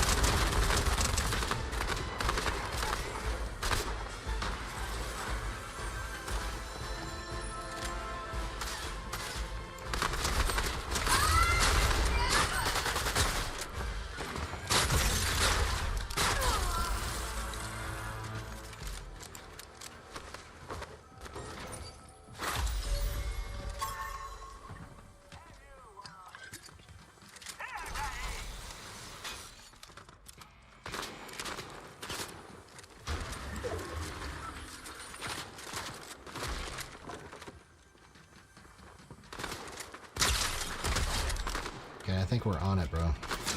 Oh, how did you even hit that? Okay. Ah, oh, why didn't it? I don't understand how sometimes it feels like I've got my gun out and I got my build map out instead. Okay. These are all like noob things that are happening. Come on, bro.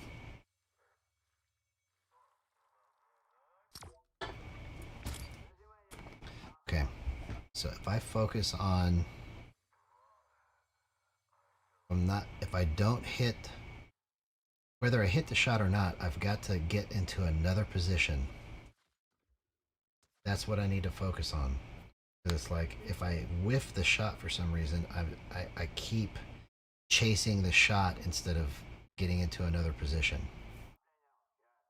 It's like I keep subconsciously thinking, okay, I gotta keep aiming in and or keep, you know, chasing that shot instead of doing something different. It needs to be a timing thing.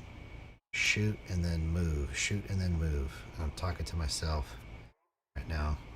Obviously, everybody else knows how to do this better.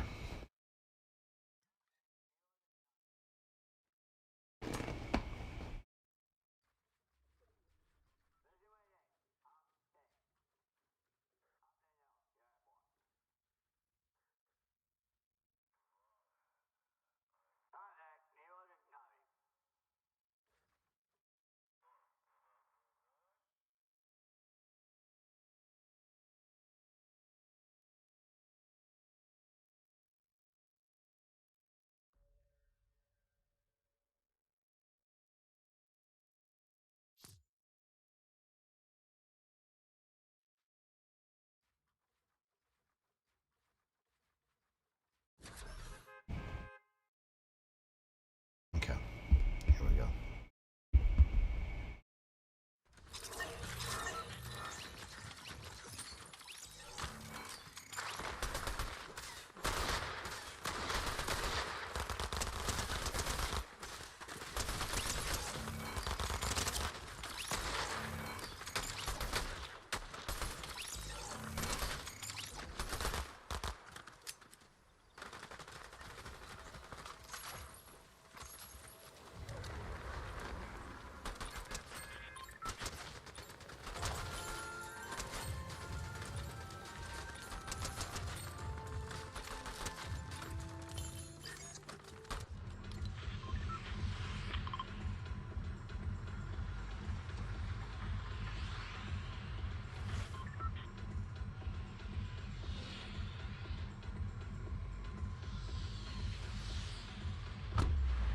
All right, here we go.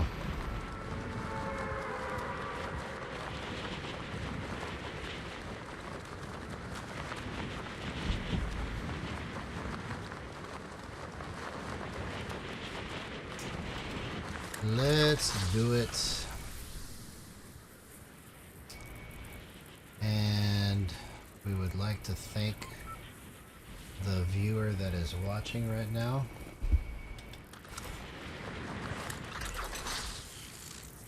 Please like and subscribe if you haven't already. But more importantly than that, enjoy watching me fail until I get this right. That's what I'm gonna do, is I'm just gonna keep trying. Every time I say that, they go away. That's so crazy. I wonder why that is.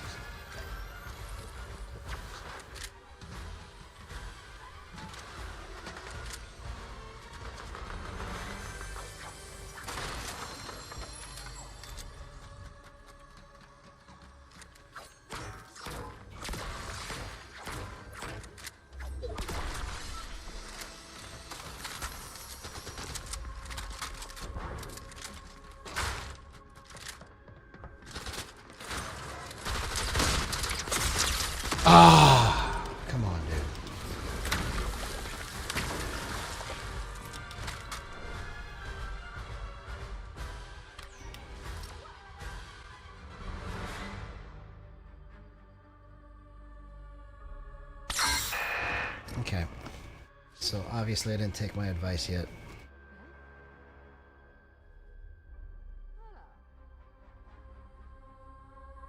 But at least everything feels right.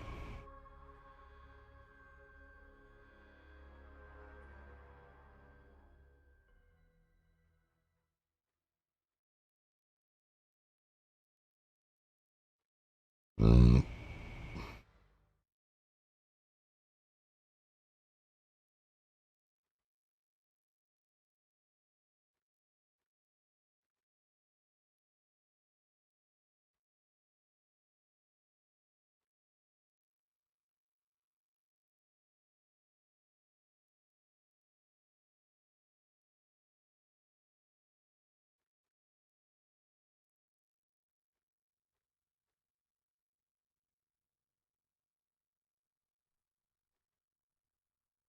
Okay. We're gonna go one more match. One more match and then I gotta go to bed. I is tired now.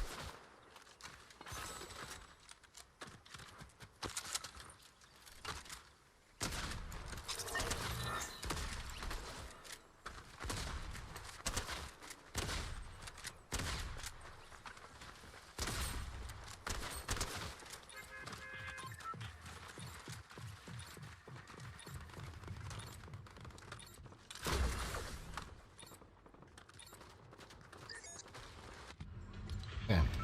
Here we go. Last match, let's make it count. Make it count before you out.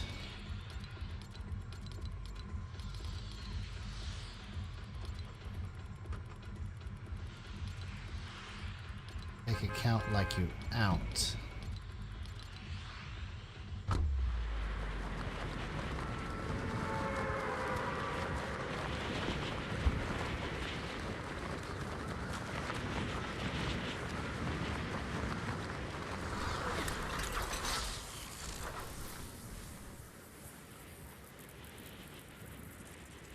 It is a great day in the morning, in the morning, in the evening.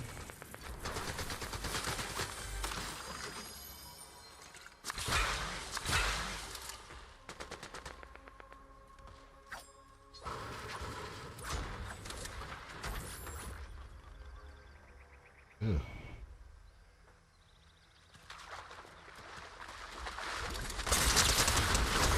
Nice play. Thank you very much. Thank you very much. We're gonna make it count, baby.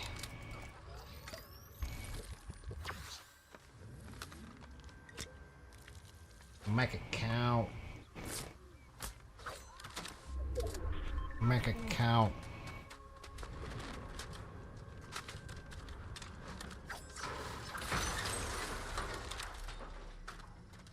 We're gonna make it count.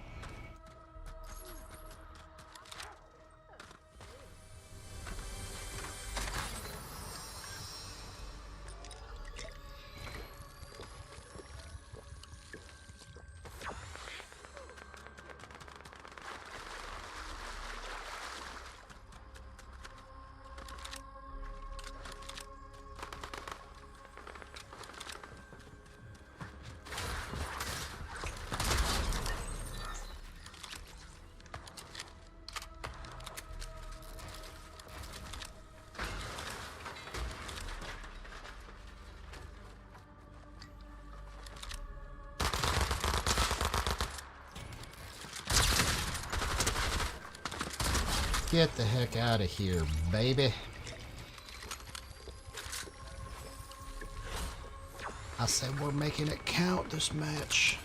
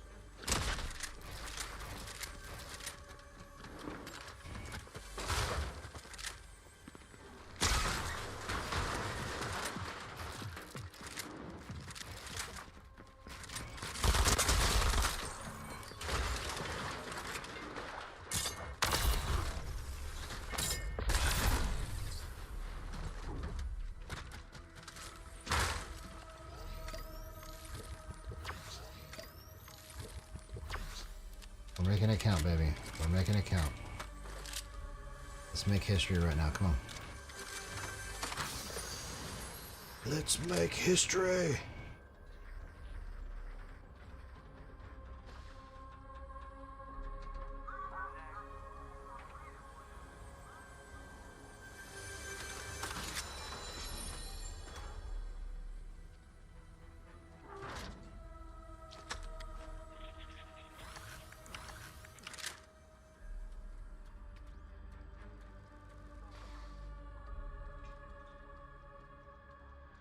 Find some more white heels. Come on. You can do it. I know you can.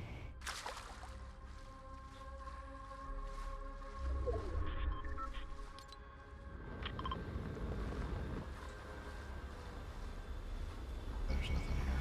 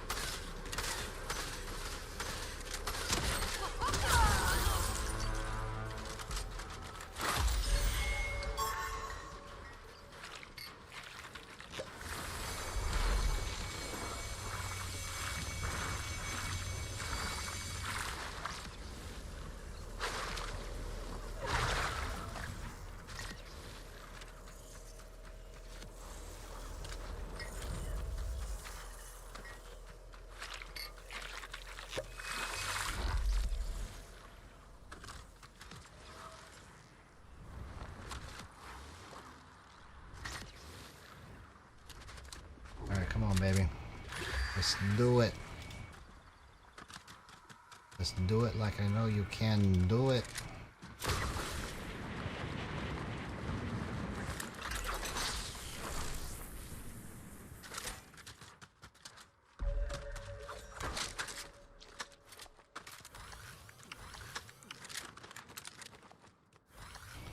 Let's do it like I know you can do it, bro. Like I know you can.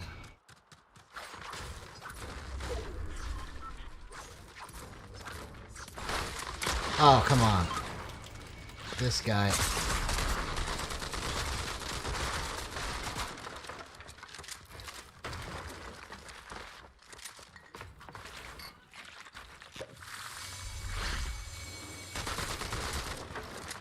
Come on. Dang it! Why did I get stuck right there? This guy was just hiding and waiting for me. Okay. Well, that was good.